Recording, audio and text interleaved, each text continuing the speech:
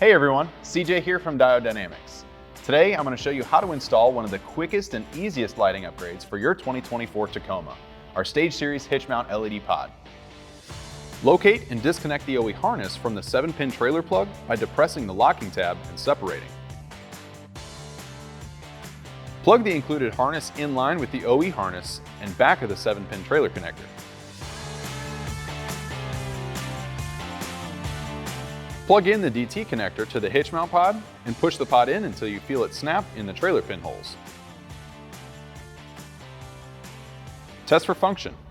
With everything functioning properly, zip tie any loose wiring. And there you have it. Within minutes, we've added a significant increase in reverse light output and an additional red running light. And with our C1R option, a high-powered fourth brake light.